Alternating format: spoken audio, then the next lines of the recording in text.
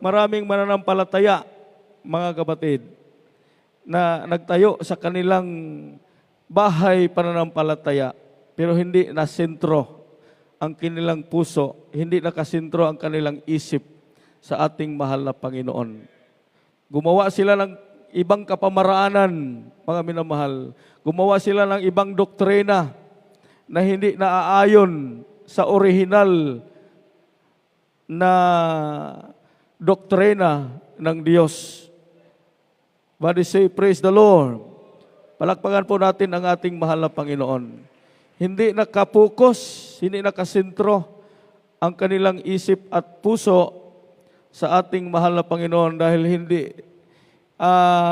dahil iba ang kanilang itinuturo. Amen. Body say, praise the Lord. Hindi tulad sa itinuturo ng mga apostoles at mga propeta. Katulad ng bautismo. Amen.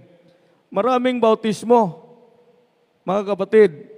At itong mga taong naggawa ng bautismo, hindi lang mga basta-bastang tao.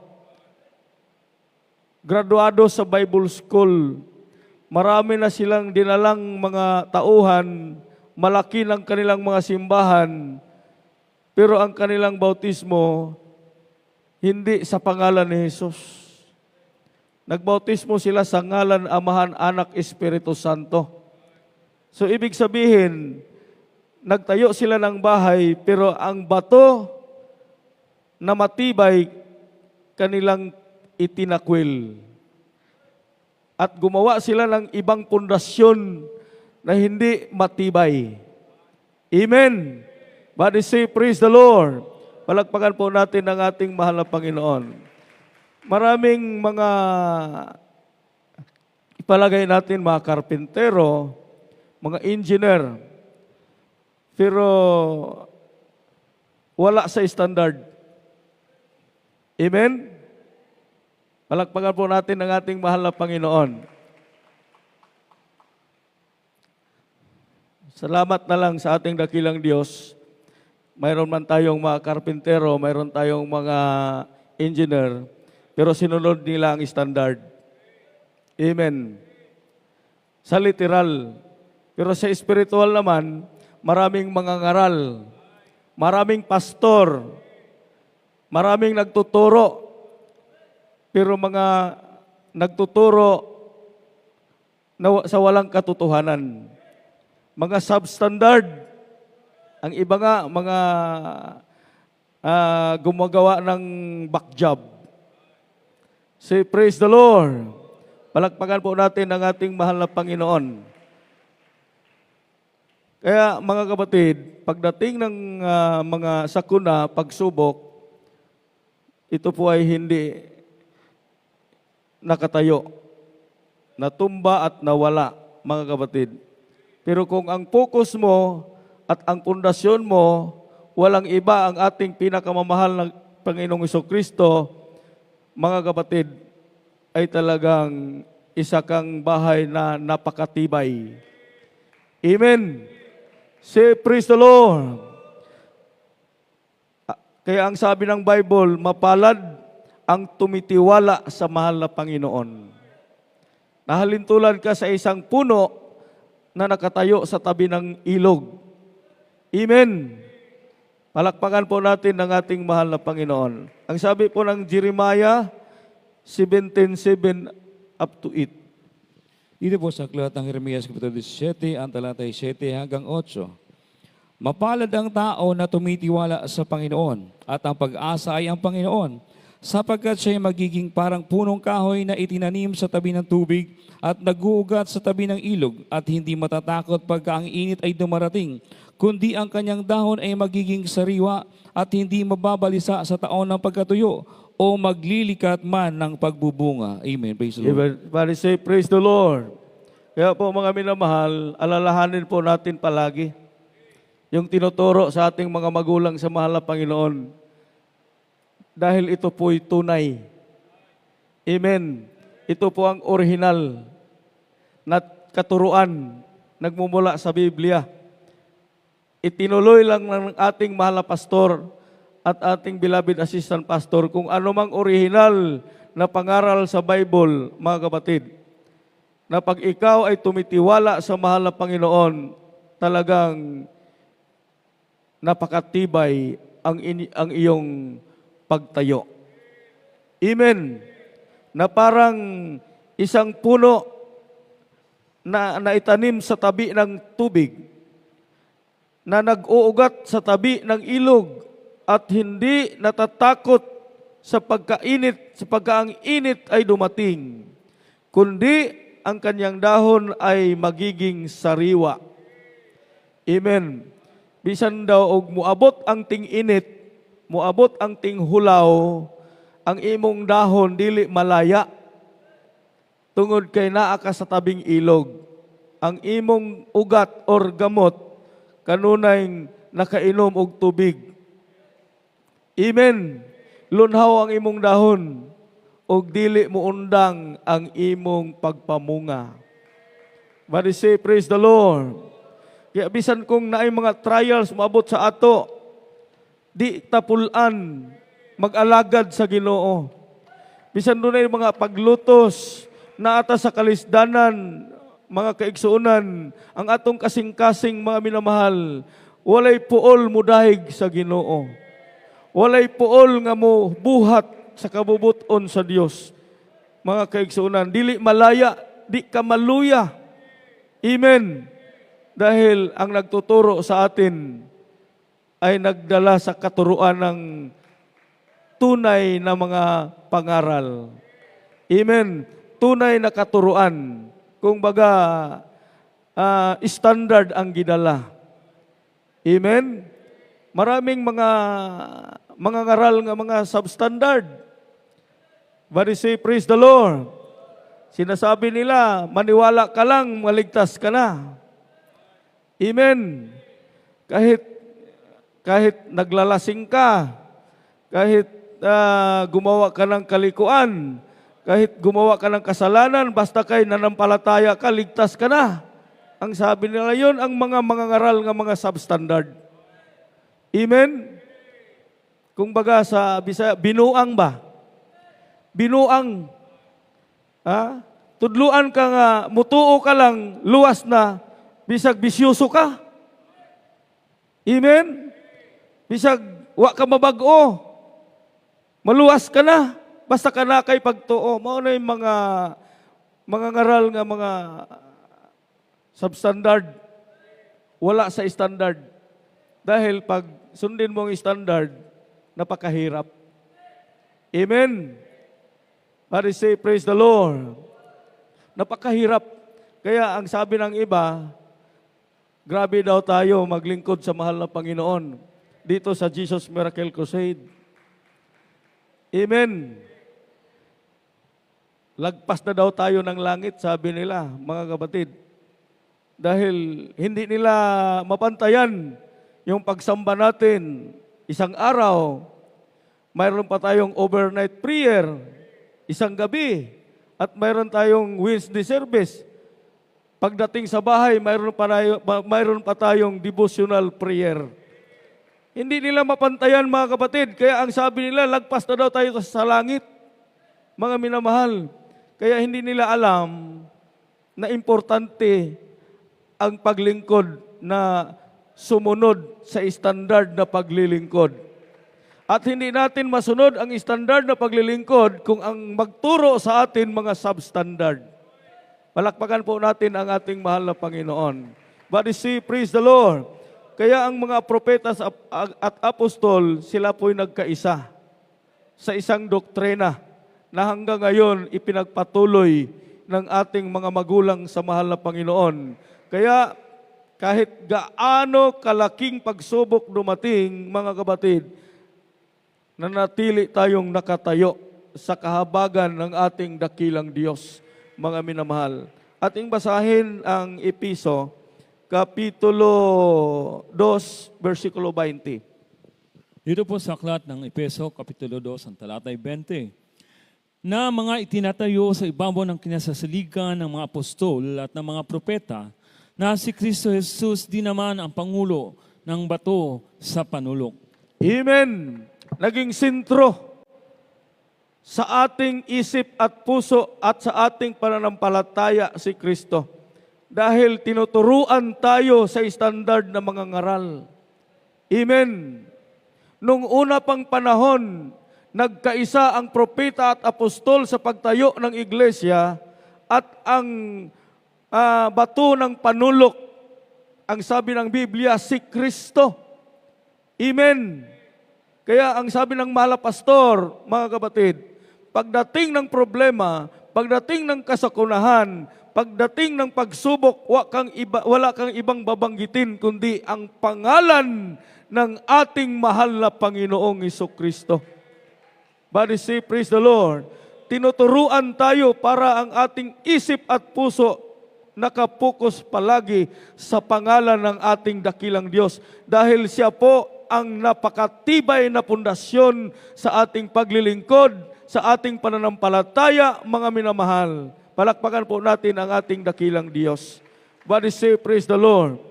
Kaya napakapalad po natin, mga minamahal. Napakapalad po natin. Hindi plano natin, hindi plano ng ibang tao, mga minamahal, na nandito tayo, kundi plano ito ng ating dakilang Diyos. Body say, praise the Lord.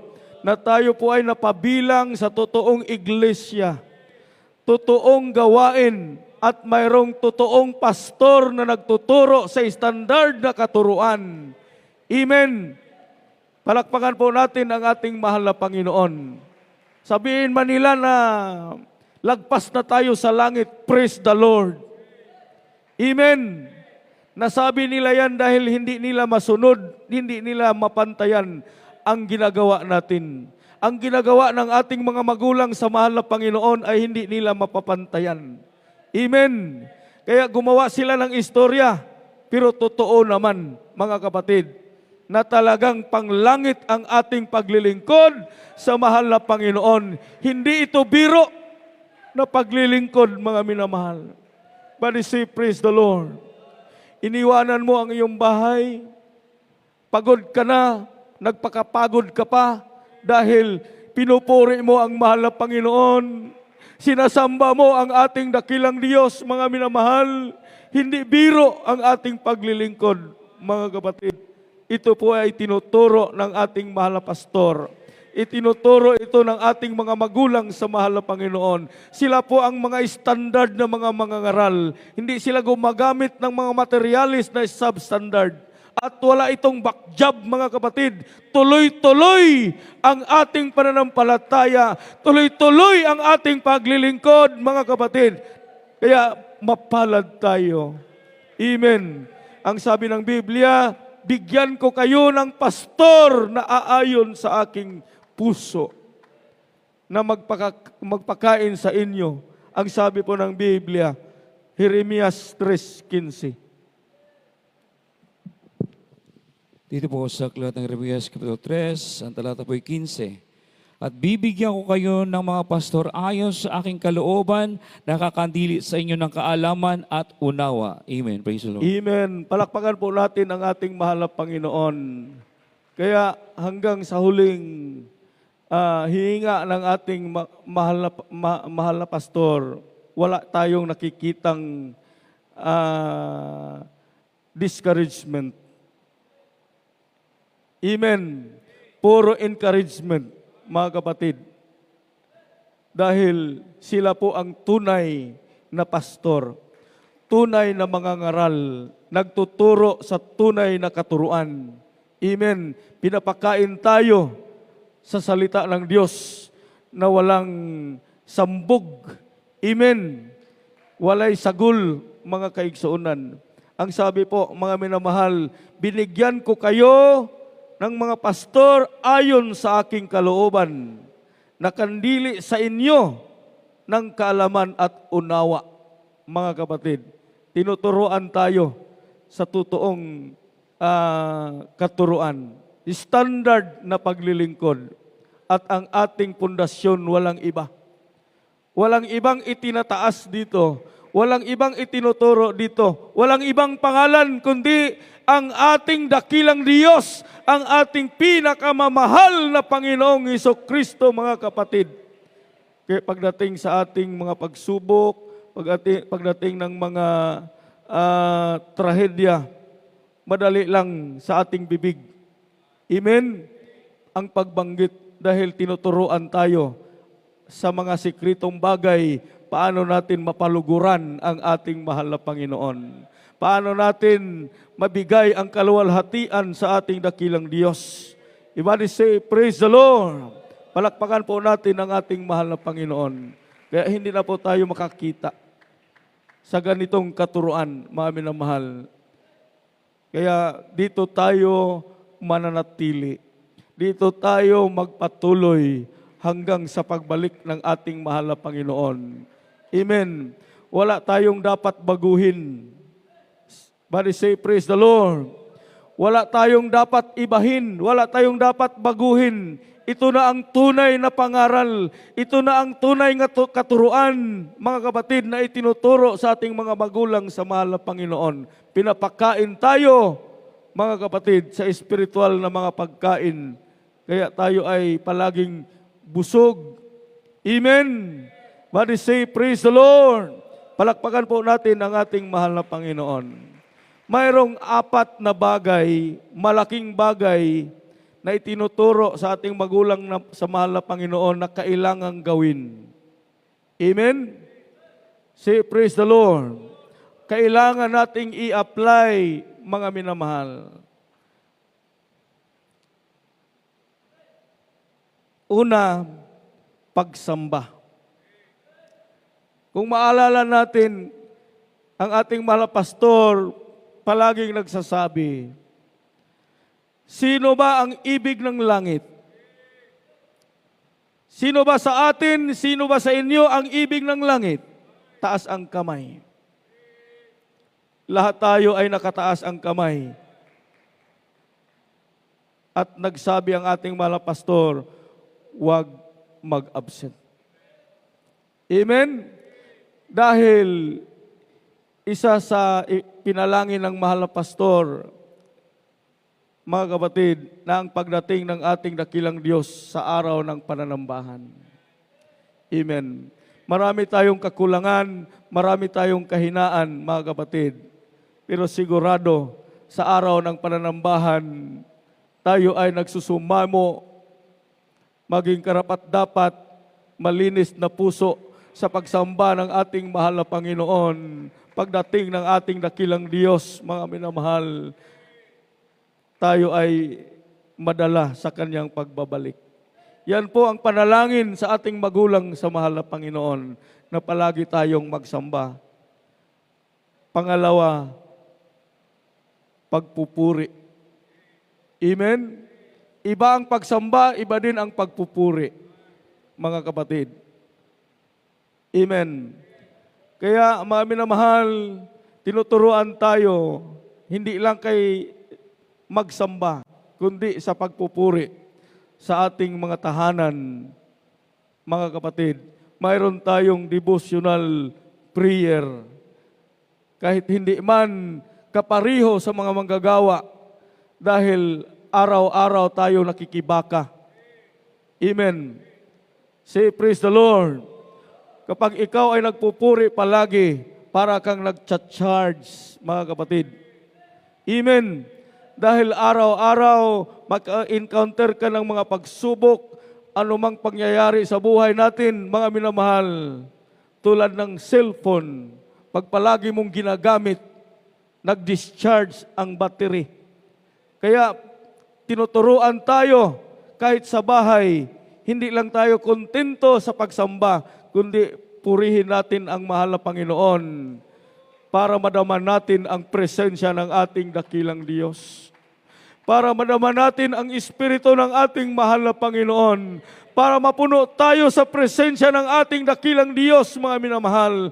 Sa araw-araw ng ating pakikibaka, mga kapatid, mayroon kang anointing, mayroon kang power, mga minamahal. Mayroon kang panlaban sa kaaway, mga kapatid. Dahil ang presensya ng Diyos ay palaging palagi mong nadama sa pagpupuri sa ating dakilang Diyos. Pangatlo, mga minamahal, mamuhay na may kabanalan. Amen? Hindi tulad sa iba. Mayroong ibang mga kongregasyon, banal lang sa araw ng pagsamba. Makikita mo nakapalda ang mga sister panahon sa pagsimba. Pero pagdating sa kanilang bahay, pagpunta sa mga tiyanggihan, pagpunta sa mga mall, hindi mo na sila makilala dahil ang kanilang mga postura ay parang sanglibutan na. Amen. Ang sabi ng ating mga magulang sa mahal na Panginoon, ang ating Diyos ay Diyos na nasa lahat ng dako. Amen. Nasa lahat ng dako ang ating mahal na Panginoon. Kaya hindi lang tayo banal sa pagsamba. Kahit saan tayo pumaroon, mawalang nakakita sa atin o mayroon mang nakatingin sa atin, isipin natin palagi ang Diyos andyan nakatitig sa atin mga minamahal. Everybody say, praise the Lord. Kaya po, importante, yan po ang malaking bagay na itinuturo sa ating magulang sa mahal na Panginoon na hindi natin dapat, hindi nato wadon mga kaigsuunan ang pagkinabuhi nga balaan. Amen? Everybody say, praise the Lord. Di lang kay sa simbahan, pati sa balay, pati sa eskwelahan, pati sa trabahuan. Tungod, ang atong Diyos anaa sa tanang dapit. Amen. Anaa sa tanang lugar, mga kaigsunan, ang atong Diyos. Kauban nato, kanunay, nagtanaw nato, pirmi, mga kaigsunan, ang atong Ginoo. Kaya, ang atong pagkabanal, ang atong pagkinabuhing balaan, mga kaigsunan, kanunay, bisan sa atong pagkatulog, mga kaigsunan, manginabuhi tang balaan. Amen? But say, praise the Lord. Ikaapat, paghatag. Amen. Gitudluan ta sa sikreto, unsay sikreto sa panalangin, ang pagbibigay. Maraming nagtuturo about sa pagbibigay. Pero sinabi ko sa inyo, nagtuturo nga mga wala sa standard. Okay na sa ila magbigay ng ikasampung bahagi. Amen? Sapat na sa kanila, mga kapatid. Mayroon silang income. Itabi nila ang tithes, mga kapatid. Hindi nila itinuturo na kailangan magbigay tayo ng handog. Magbigay sila ng tithes, wala ng handog. May iba naman, nagbigay ng handog, wala naman silang tithes. Pero ang sabi ng magulang natin sa mahal na Panginoon, ang ikapot handog na halintulad yan sa mag-asawa. Amen. Na hindi pwedeng paghiwalayin ang ikapo at ang handog. Palakpakan po natin ang ating mahal na Panginoon. Body say, praise the Lord. Kaya mga minamahal, yan po ang tunay na katuruan at proven and tested sa bawat isa sa atin na nagtatapat, mga kapatid, pagpapala ang ipinagkaloob sa ating dakilang Diyos, proven sa ating mga patutuo, kung gaano ta kahirap sa unang panahon at ngayon, inaangat tayo ng ating dakilang Diyos. Pinagpalang lubos sa ating mahal na Panginoon, mga kapatid, dahil totoo ang pangangaral, totoo ang pagtuturo sa mga tao, sa ating mahal na pastor, mga kapatid. Kaya sundin natin, kahit ando na sila sa piling ng ating mahal na Panginoon, wala tayong dapat ibahin, wala tayong dapat baguhin, bagkus ipatuloy natin ang mga pangaral sa ating mga magulang sa mahal na Panginoon. At ating isipin palagi at huwag kalimutan, isa puso at ipamuhay kung anumang pangaral at pagtuturo sa ating mga magulang sa mahal na Panginoon dahil ito po ang pinakatibay na pundasyon sa ating paglilingkod sa ating dakilang Diyos, mga minamahal. Basahin po natin last verse, mga kapatid. Dito po sa aklat ng ikalawang taga-Tesalonica, Kapitulo 2, ang talatay 15. Kaya nga, mga kapatid, kayo mga pakatibay at inyong panghawakan ng mga aral na sa inyo'y tinuro, maging sa pamamagitan ng salita o ng aming sulat. Amen! Kaya nga, mga kapatid, kayo'y mga pakatibay at inyong panghawakan ang mga aral na sa inyo'y itinuro, maging sa pamagitan ng salita o ng aming sulat. Mga minamahal, napakahalaga po, mga kapatid, ang mga itinuturo sa ating magulang sa mahal na Panginoon. Itinatayo nila tayo sa matibay na pundasyon, mga kapatid. Kasama natin ang Diyos palagi. Ikaw ay nahalin tulad ng isang puno na nakatayo sa tabi ng ilog, mga kapatid. Pagdating ng sakuna, pagdating ng pagsubok, wala kang ibang tatawagin. Wala kang ibang sasambitin, kundi ang pangalan ng ating mahal na Panginoon na nakapokus palagi ang ating puso at isip sa ating dakilang Diyos. At kailanman hindi tayo bibiguin ng ating dakilang Diyos, mga minamahal. Ikaw ay nakatayo sa harap ng Diyos, mga kapatid. Salamat sa mahal na Panginoon. Hanggang ngayon, andito pa rin tayo.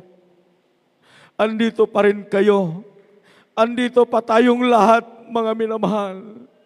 Nananatili sa turo at aral ng ating mga magulang sa mahal na Panginoon, na noon pa, mga kapatid, ito na po ang itinuturo ng mga propeta at apostol, mga kapatid, at itinuloy ng ating mga magulang sa mahal na Panginoon. Kaya tayo po ay mapalad sa lahat ng mapalad, mga minamahal. Purihin, awitin natin ang ating mahal na Panginoon habang ang Diyos ay nasa ating kalagitnaan, mga kapatid. Tayo po ay magbubulay-bulay sa kabutihan ng Diyos na sa daming tao sa mundo, isa tayo sa tinawag ng Diyos. Isa tayo sa pinili ng Diyos. At tayo po ay naging bahagi sa totoong gawain. At nagkaroon tayo ng totoong mangangaral, nagtuturo sa atin ng standard na katuruan. At tayo po ay itinatayo sa matibay na pundasyon ng ating mahal na Panginoon, ang ating pananampalataya. Hallelujah! Awitan natin ang mahal na Panginoon habang tayo po ay magbubulay-bulay sa kabutihan ng Diyos.